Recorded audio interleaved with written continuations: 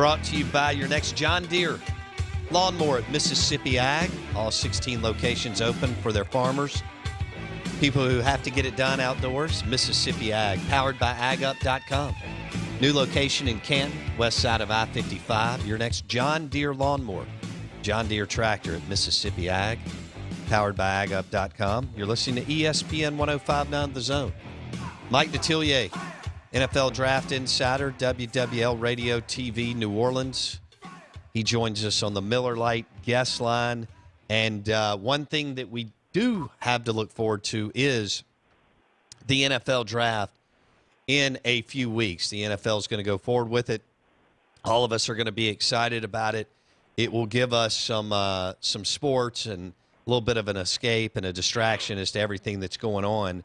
And Mike, I'd like to start with, man, you've been covering the draft for a long time. You've had your finger on the pulse of the Saints. Will you walk us through what it was like the few weeks going in to the draft when Sean Payton and Loomis in the front office were locked in on Reggie Bush? And just take us through, did they ever waver? You know, what all was happening? What were your thoughts at the time? I thought, look, Reggie was a good player. He was never going to live up to what he did at Southern Cal, but some people go overboard and talk about how he wasn't any good. I thought he was good and maybe the top decoy in the league for a while. Will you walk us through going into that draft? They never thought he'd be there in the weeks leading up to it. I had talked to Mickey a few times, and he had told me I just don't think Reggie's going to be around when we pick. And they were pretty much convinced he was going to Houston. At that time, Charlie Casserly was a GM with the Texans, and to be honest, they had zeroed in on Ohio State linebacker A.J. Hawk. That was the guy they would have selected had Bush not been there.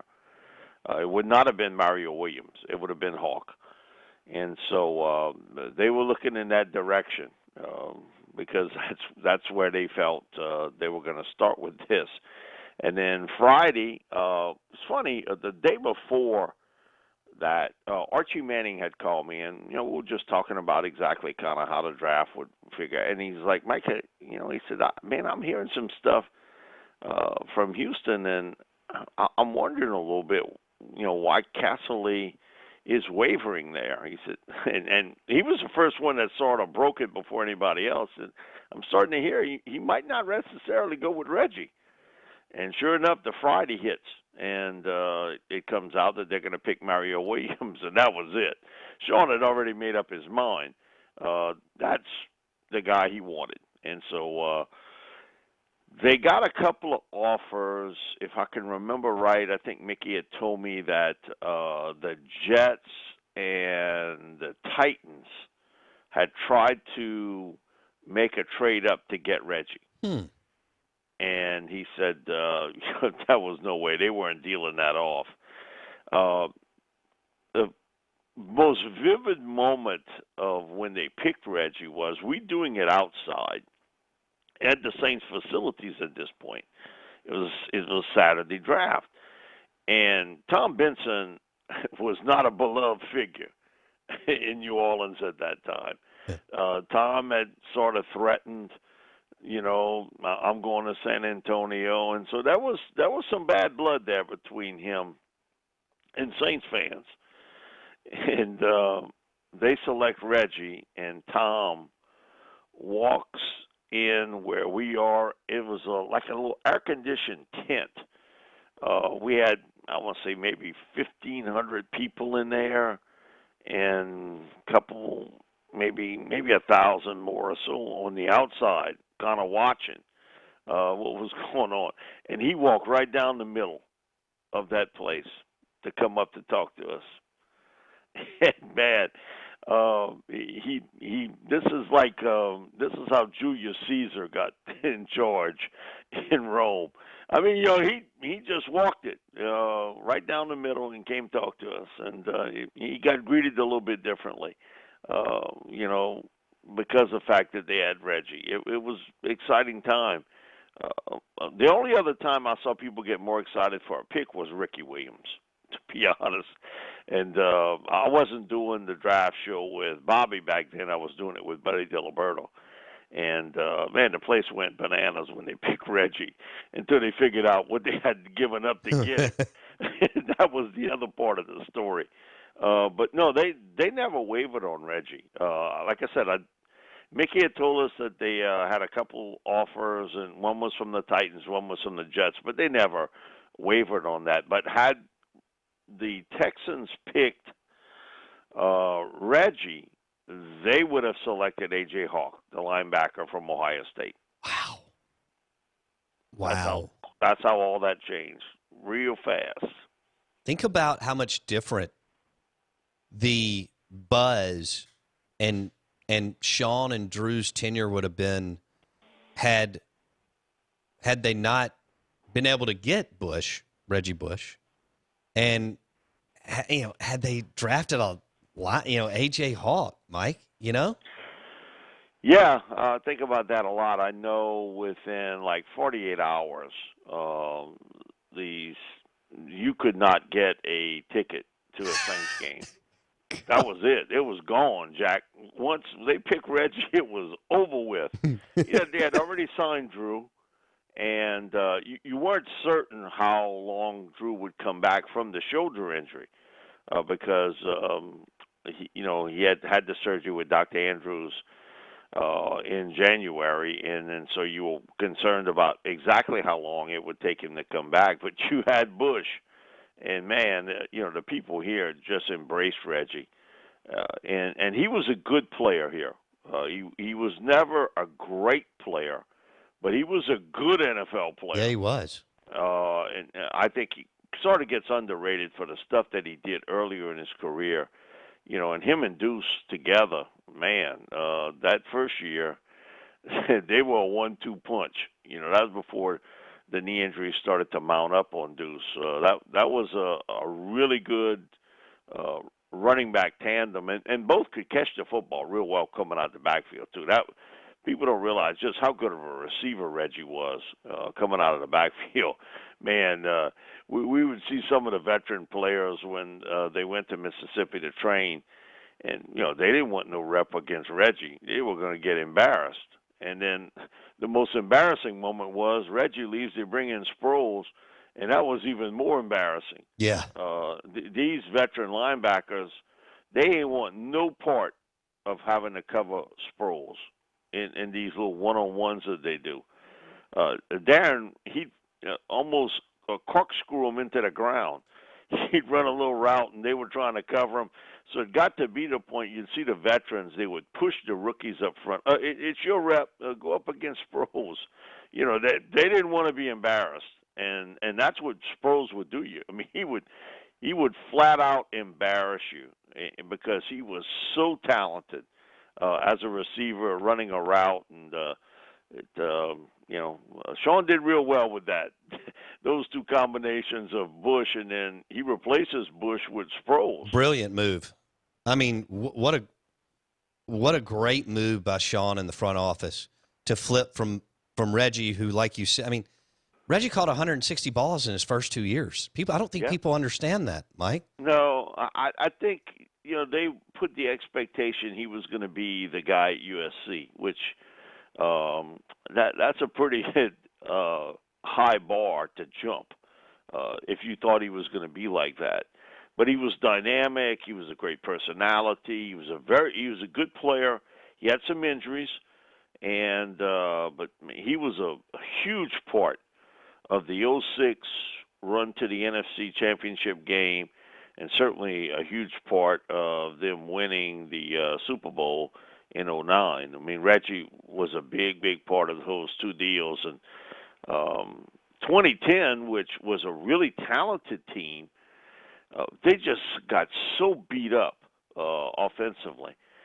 And they go to Seattle, and man, Marshawn Lynch just puts on a show against them.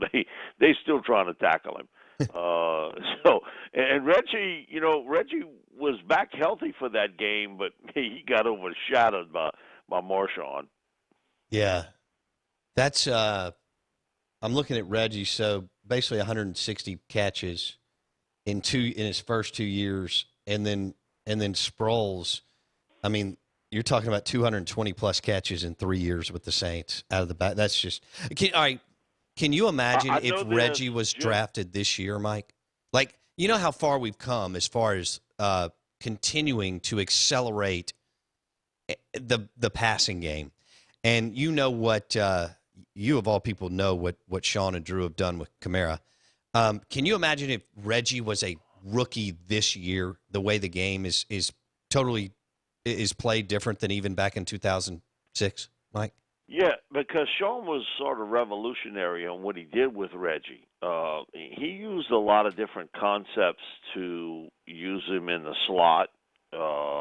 He did a lot of things. At one time, big receivers weren't used in the slot. It was a smaller guy on a running back. Sean told me that he came up with the deal to put Marcus Colston in the slot. And he wanted to see how the slot corner would react to that. And he said, he didn't react real well. And so back then, that wasn't really used. You didn't have that big receiver in the slot. You had the smaller guy.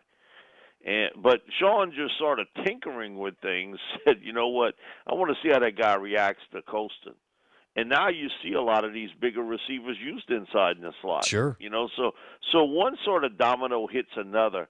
Also, to Reggie's return skills. We were at practice one day, and they were all out. And they hit a punt, and Reggie catches it. And the first three guys, they hit the turf trying to catch him. And he had the ability to go from 0 to 60 in about 2 seconds. And he put a move on a couple guys, and he was up the field. And there were 2 Canadian Football League scouts standing next to me. They just sort of looked at one another as like, you ain't seeing that in the Canadian Football League. And it was amazing to watch. And then, again, when Sproles came in, they did a lot of different things with him that was innovative to try to get him in one-on-ones. That was Sean's deal. If I get him one-on-one, he said that's not a guy that's going to be able to cover him.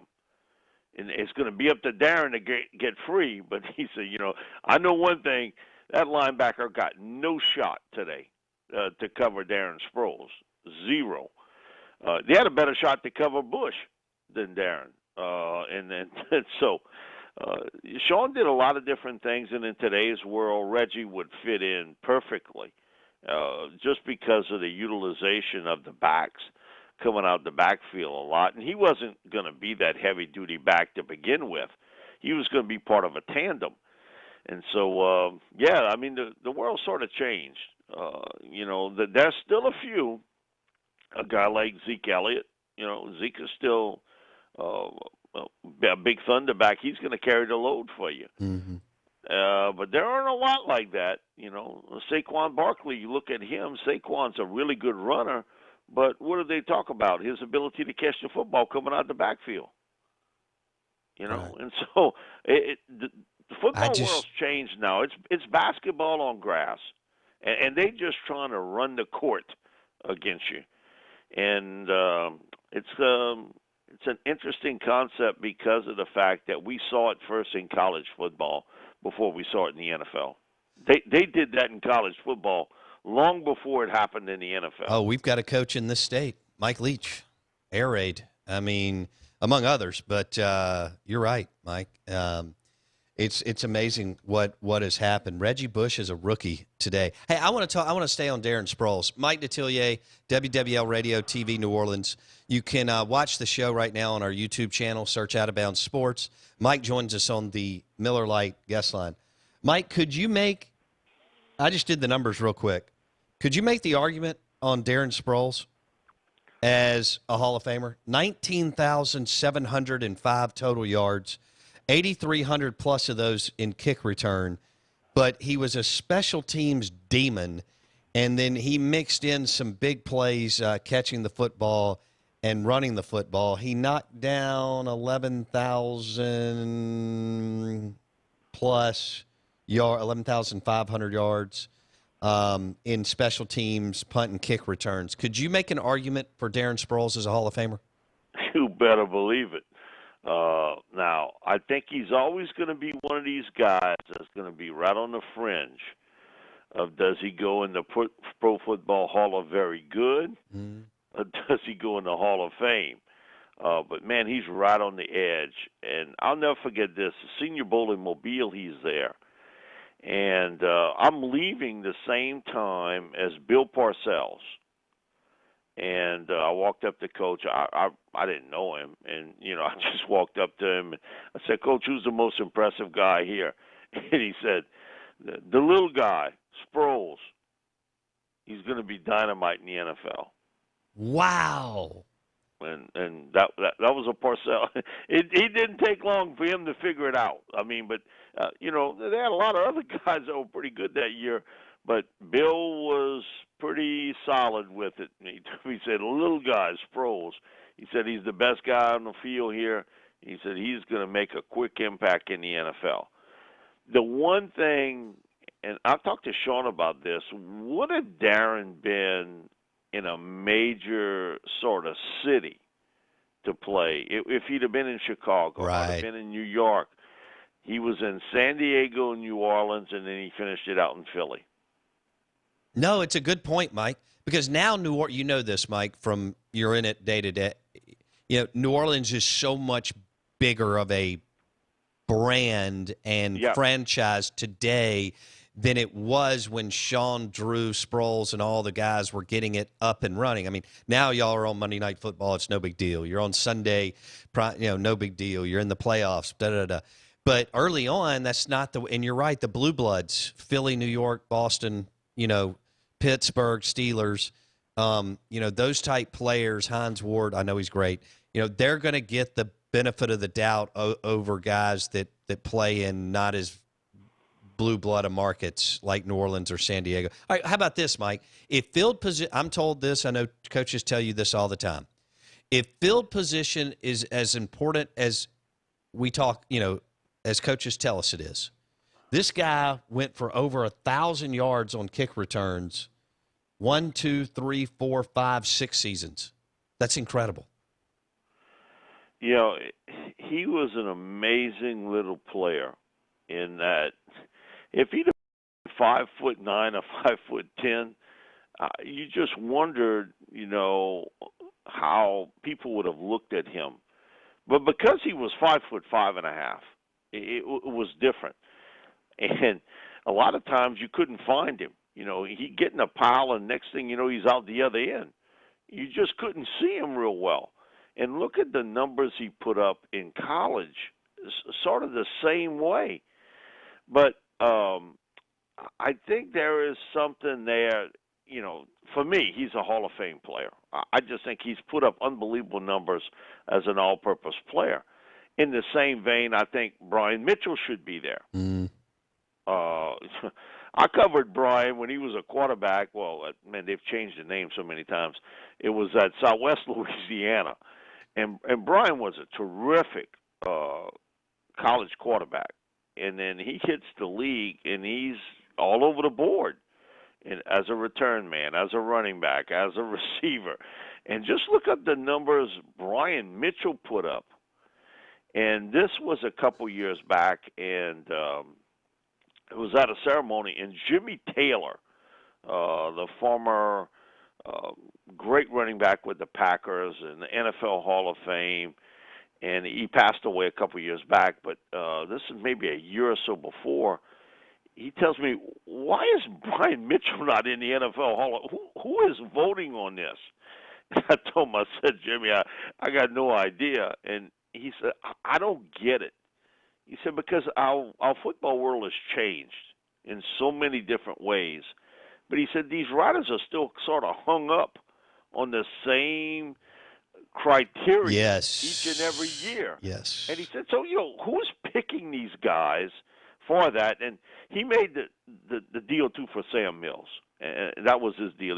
Because he had heard me talk about Sam, and that I still can't fathom why he's not in the NFL Hall of Fame. For what he did, he made an impact on two teams The Saints, who had never had a winning season, and then he hits there, and he's the leader of that Dome Patrol defense. I mean, he was the alpha dog. He was quietly doing it, but man, he was something else. And then, real late in his career, he goes to Carolina. Yeah. And what he does there, they built a statue for him outside, the stadium there. I mean, that's how big of an impact he has. But for some of the people voting, they got to look in Wikipedia to find out who Sam Mills is. They would have to do the same thing with Brian Mitchell because they don't really know. They got guys that cover this game, and I hate to break it to people, they really don't know any history about the game. They're given a script, and that's what they read. And so you got to do a little bit of work kind of behind the scenes with this. But, man, what Darren Sproles, what he did for this league, what Brian Mitchell did, what Sam Mills did, and they're not in the Hall of Fame, and Darren's not eligible yet, but certainly Brian and Sam were for a long period of time. To me, I don't get it. I don't know what criteria you're looking at to not have those guys like Mitchell and Mills in the NFL Hall of Fame.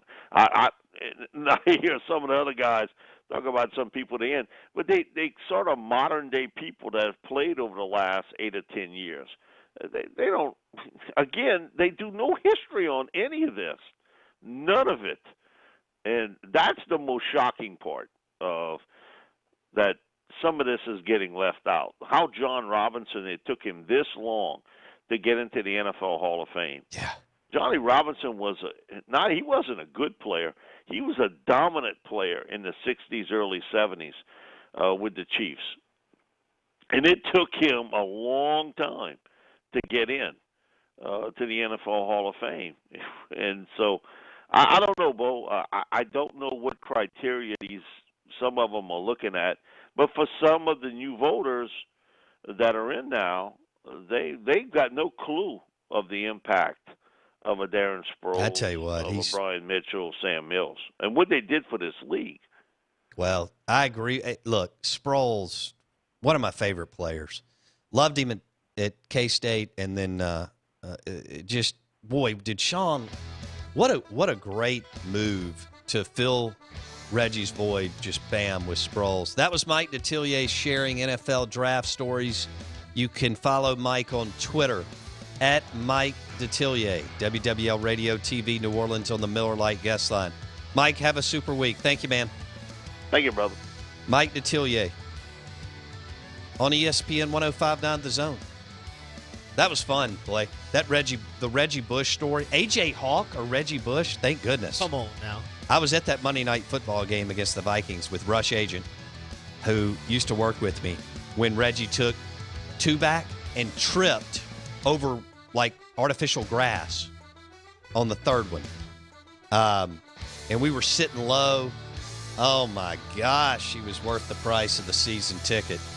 All right, more football smack talk coming up.